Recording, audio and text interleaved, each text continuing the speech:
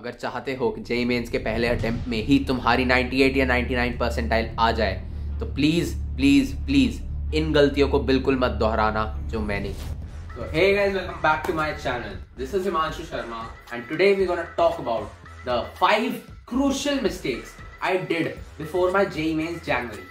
तो आप में से जिन भी लोगों को नहीं पता, मेरी जनवरी मेंस में 93.65 परसेंटाइल थी और मार्क्स थे 91, और सितंबर मेंस में मेरी परसेंटाइल थी 98.45 और मार्क्स थे 186. And what I did in order to reach here. तो वीडियो को लास्ट तक जरूर देखना और आपको ये 5 प्रॉब्लम्स मैं आपके साथ जो शेयर करने वाला हूं आप रिलेट कर पाओगे इनसे. तो the first problem with me और the first mistake I did was having superficial knowledge. Superficial knowledge क्या होती है? ऊपर से पढ़ाई करना. आप किसी भी टॉपिक को डीप नहीं समझते, आप कॉन्सेप्ट्स नहीं समझते, आप थ्योरी नहीं समझते, आप वर्किंग नहीं समझते, बल्कि आप सिर्फ फॉर्मूलाज रटते हो और कोशिश करते हो कि उन्हें अप्लाई कर कर ही आपके मेंस के क्वेश्चंस हो जाएं.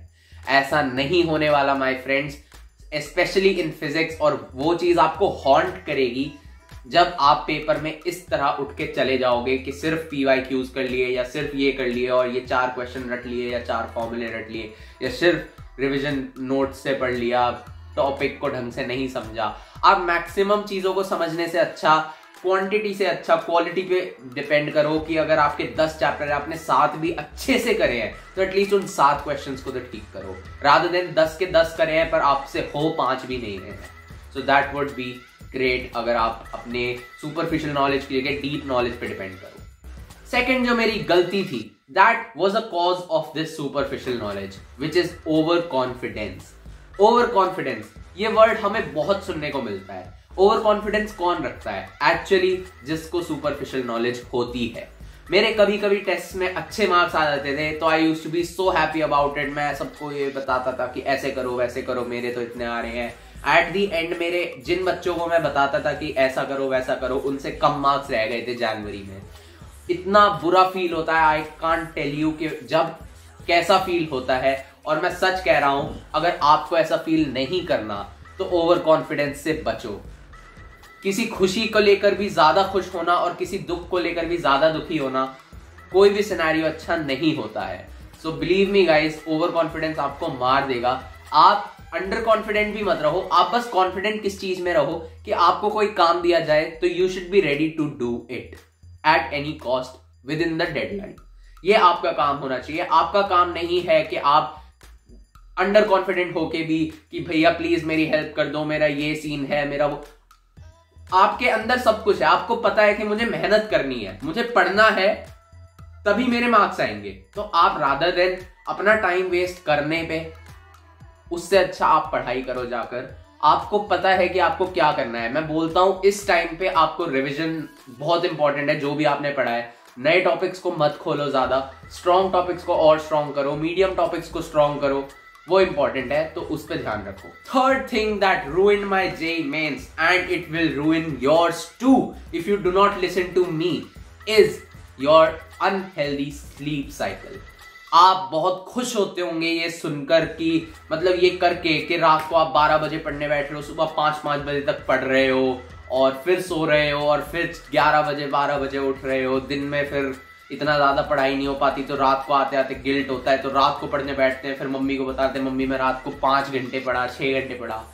बिलीव मी ब्रदर और sister, whoever is watching this, a ruined sleep cycle would lead to a bad result in JEE Mains.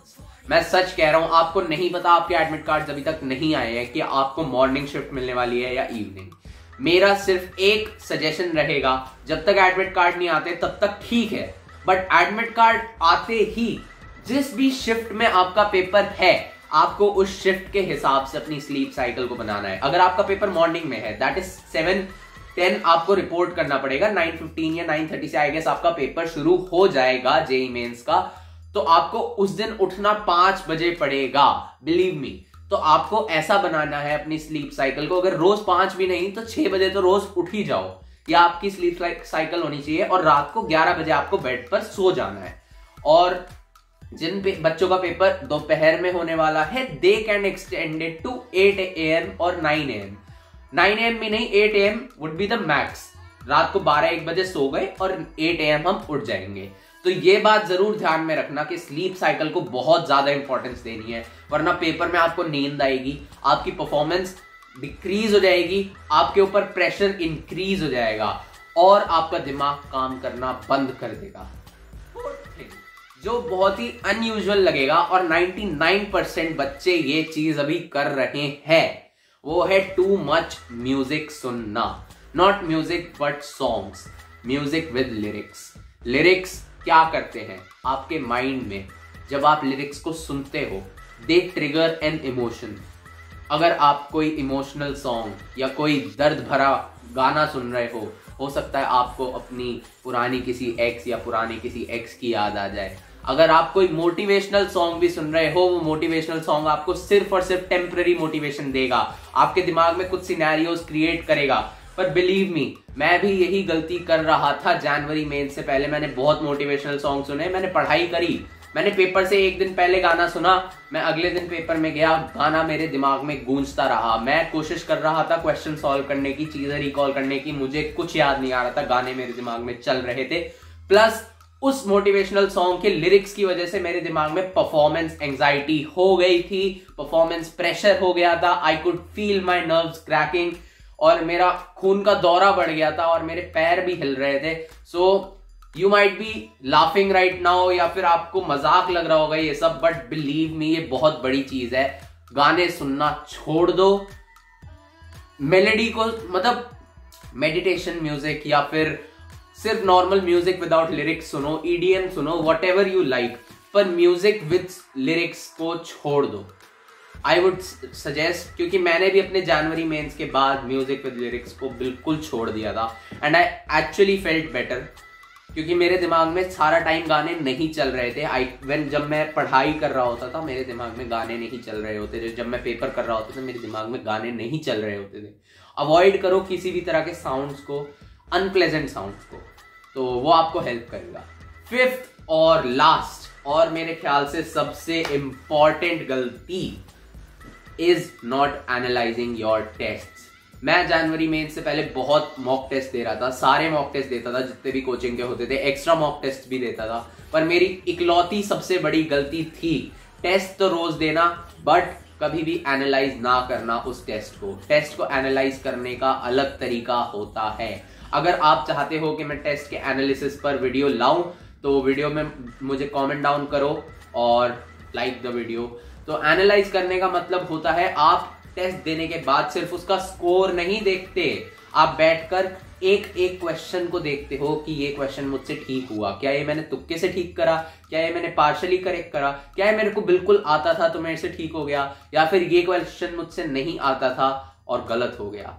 इस तरह से आप अपने चैप्टर्स को आइडेंटिफाई करते हो कि आपके कौन से चैप्टर्स वीक है और कौन से चैप्टर्स स्ट्रॉन्ग है। So guys, this was it. These were the 5 crucial mistakes I did before my JEE Mains January, and I hope आप में से भी कुछ लोग ये कर रहे थे, but now after watching this video you won't commit the same mistakes I did. So that was it guys. Thanks for watching the video.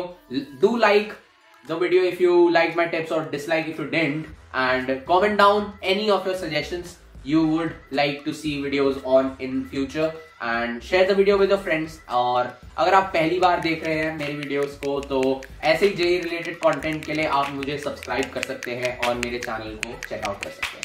So thanks guys, thanks for watching.